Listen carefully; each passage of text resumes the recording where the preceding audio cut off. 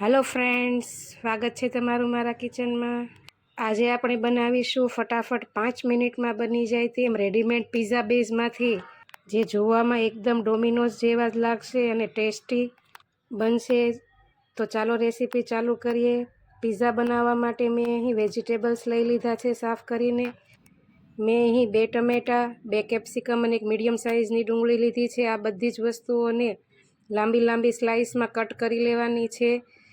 પતલી જાડી તમને જે રીતે વેજીટેબલ ગમતા હોય, બાળકો જે વેજીટેબલ ખાતા હોય તે તમે બધા નાખી શકો। યલો બેલ પેપર, રેડ બેલ પેપર કે બાળકો જે વેજીટેબલ ખાતા હોય તે તમે લઈ શકો। મેં અહીં ત્રણેયને લાંબી લાંબી આવી પતલી સ્લાઇસ કરી લીધી છે।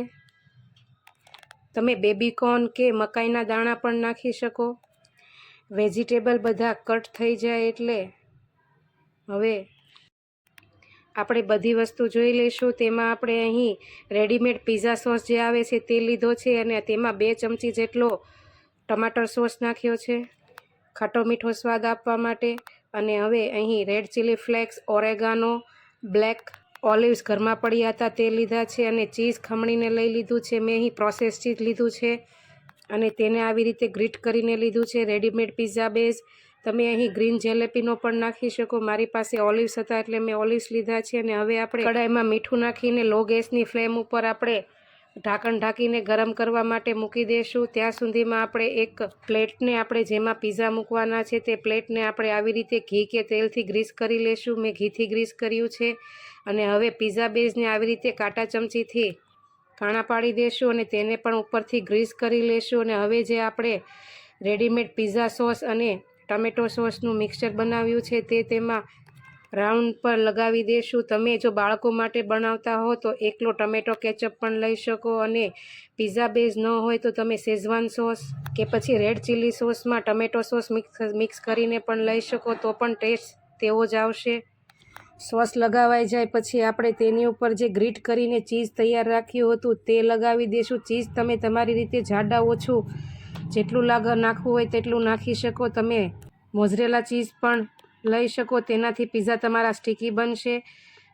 ચીઝ પથરાઈ જાય એટલે આપણે તેની ઉપર કેપ્સિકમની સળીઓ આવી રીતે મૂકી દઈશું અને તેની વચ્ચે ટમેટો મૂકી દઈશું અને ત્યાર પછી આપણે ઓનિયનની સ્લાઇસ પણ મૂકી દઈશું। વેજીટેબલ તમે જે રીતે ખાતા હો તે રીતે ઓછા વધુ પ્રમાણમાં બાળકોના ટેસ્ટ પ્રમાણે પણ મૂકી શકો। અને હવે બ્લેક ઓલિવ્સને પણ આવી જ રીતે આપણે ગોઠવી દઈશું।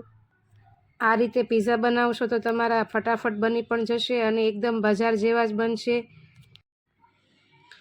ઓલિવ્સ મુકાઈ જાય પછી આપણે જ્યાં થોડી ઘણી જગ્યા છે તેની વચ્ચે આપણે ફરી પાછું થોડું ચીઝ એડ કરીશું।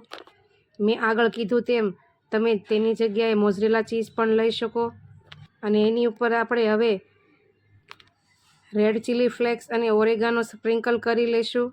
તમે પિઝા હર્બ્સ કે પછી પિઝાનો મસાલો પણ સ્પ્રિંકલ કરી શકો, પણ આ બંને વસ્તુ કોમન છે તેનાથી પિઝાનો ટેસ્ટ એકદમ ડોમિનોઝના પિઝા જેવો આવશે। અને હવે કડાઈ જે આપણે ગરમ મૂકી હતી તે એકદમ હીટ થઈ ગઈ છે અને તેને આપણે ઢાંકણ ખોલીને તેમાં જે આપણે પ્લેટ તૈયાર કરી છે તે મૂકી દઈશું અને મીડિયમ ટુ લો ગેસની ફ્લેમ ઉપર આપણે પહેલાં 7 થી 8 મિનિટ માટે શેકાવા માટે મૂકી દઈશું। એકદમ ઓવન જેવા જ તમારા પિઝા તૈયાર થશે। 7 થી 8 મિનિટ પછી તમે જુઓ તો તમારા પિઝા એકદમ ચીઝ પણ પિઝા બેઝ ઉપર ઓબ્ઝર્વ થઈ ગયું છે અને તમારા પિઝા તૈયાર થઈ ગયા છે। જો બાળકોને ક્યારેક ઉતાવળ હોય અને ફટાફટ કંઈક બનાવવું હોય તો આવી રીતે તમે ફટાફટ 5 થી 10 મિનિટમાં પિઝા બનાવી શકો। વિડીયો ગમી હોય તો લાઈક કરજો, મારી ચેનલને સબસ્ક્રાઈબ કરવું ભૂલતા નહીં। પિઝાને આપણે પિઝા કટરથી આવી રીતે જ શેપ આપી દઈશું તો તૈયાર છે આપણા એકદમ ટેસ્ટી અને Domino's style pizza. Bell icon જરૂરથી દબાવજો જેથી તમને મારી આવી નવી નવી રેસીપીના નોટિફિકેશન મળતા રહે। તો ચાલો કાલે ફરી મળીશું નવી રેસીપી સાથે, ત્યાં સુધી આવજો। જય શ્રી કૃષ્ણ।